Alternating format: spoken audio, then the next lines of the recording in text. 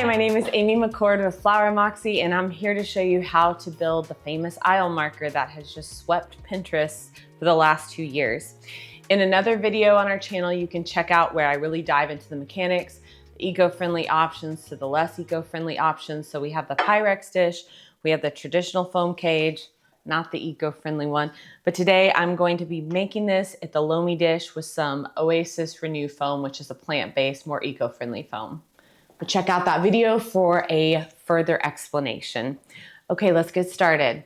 We're gonna take our flowers, lay them out, organize them, and get rolling. Okay, so here's the secret. When it comes to aisle markers, you need greenery, check, line flowers, check, check, and then you need hardy mass flowers and some texture, okay?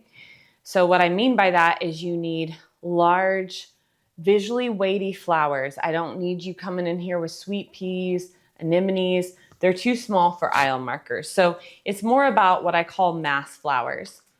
Another thing that you need to know is it's going to be front loaded, meaning when it's lining the aisle, we don't need to finish out the back.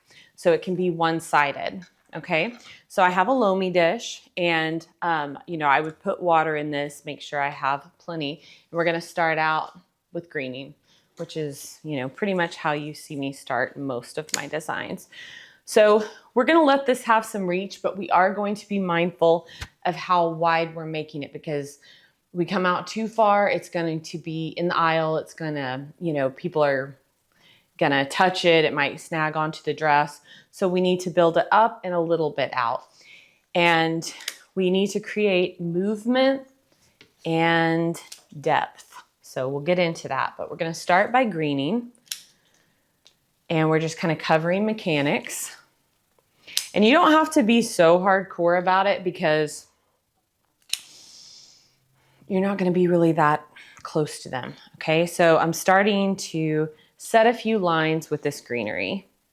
I'm not gonna get too heavy on the greenery up high because I'm going to want some breathing room with this Delphinium. So don't go in like a hedge on this, just lightly. I mean, that even might be too much. So we're just trying to get some coverage. And so even though I have a blunt piece, I'm coming in here with this Renew foam.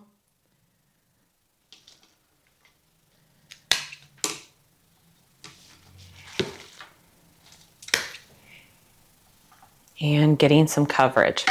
Notice how I'm not doing the back. We're not gonna really do the back. I won't in this tutorial. If I was doing it for a client, I'd fill it in with some Salal. So some really inexpensive greens that go really far.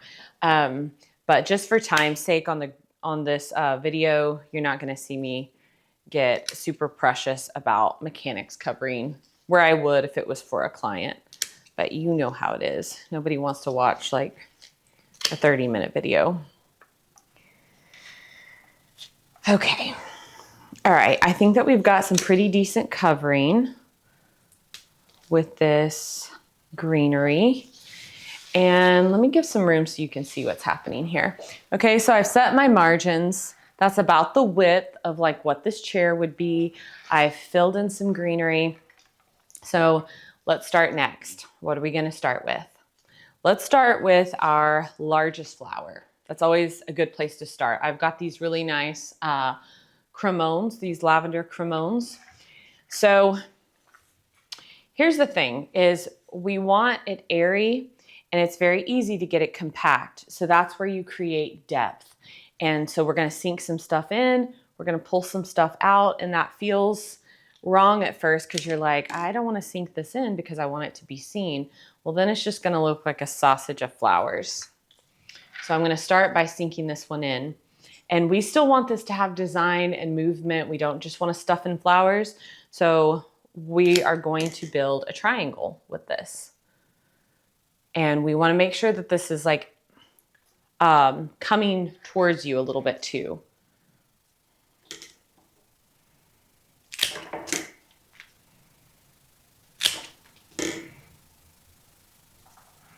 Okay. So I've set 3 things, 3 cremones. We did a triangle. See this implied line? It makes building just like mindless when you have a bunch to build and you're just building one after the other. It really like sets the flow really quickly. So I'm going to do the same thing with the carnation. I'm going to come in, pull in 3, build the triangle.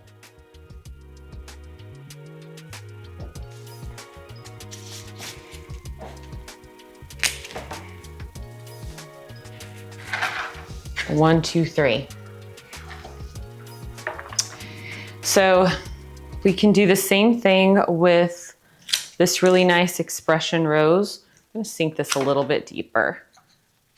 Again, we're avoiding sausage tubes when it comes to our flowers.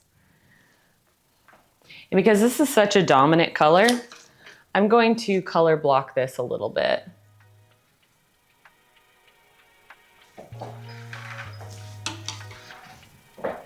All right, so let's keep going.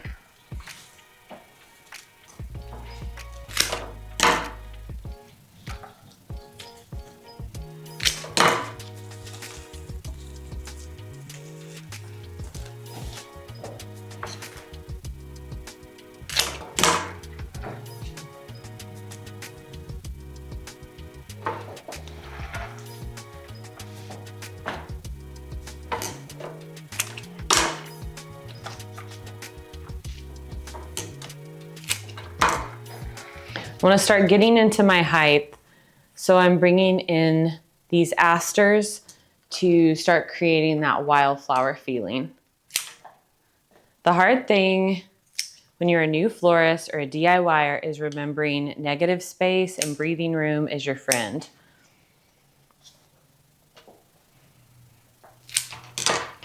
And it doesn't need to be totally symmetrical. We want it a bit asymmetrical because that's how it would grow in nature, and that's going to give you that wildflower look. Sink this a little bit further.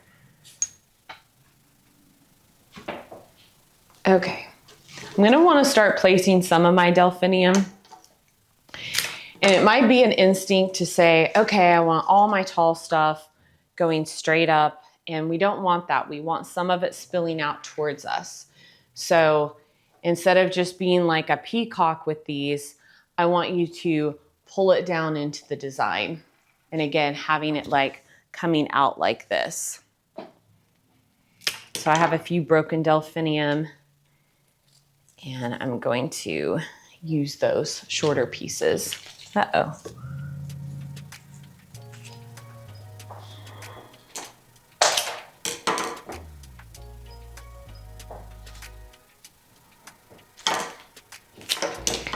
Notice how I'm kind of working in clusters. I know I'm trying to turn this around a lot. I'm like concentrating different pieces of delphinium. So I have a broken one. But let's try to get some good placement with that.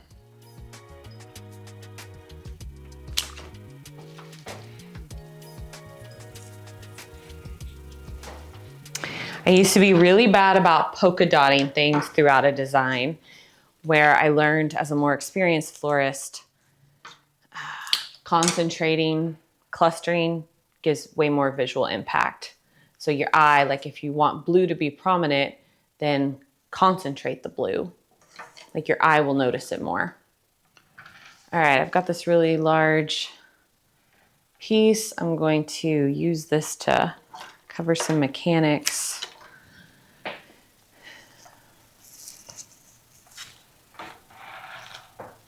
Okay, we've got some really nice movement. And really, I mean, it depends on your budget. So replace this guy. You know, sometimes you can get away with 25 to 30 stems. So we could, you know, fill this out with a bit more greenery, and this would be, you know, a light to medium one. But since I have the flowers, we'll try to add a little bit more. I've learned that like sometimes more isn't always better, because again, you get too many, and what happens, it just becomes really visually heavy.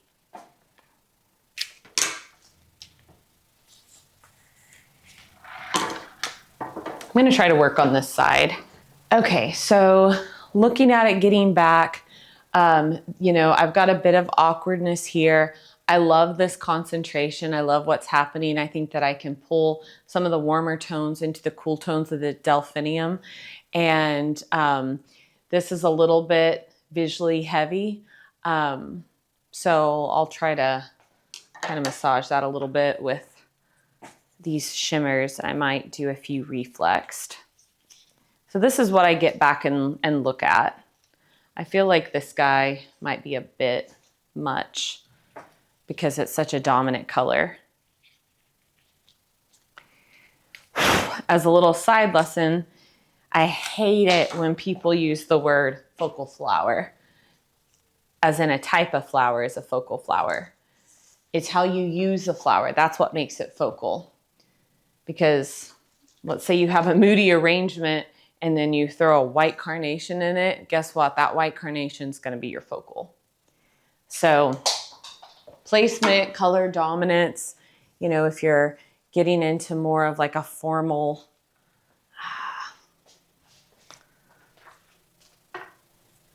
you know, formalities of floral, that's really important to know, especially when you're a designer. And if you're DIYing, it's important to know when something looks off. Okay, let me get back and take a look. Yeah, this is kind of where I have some weirdness. So we'll bring down a little bit of those asters to kind of break those harsh lines.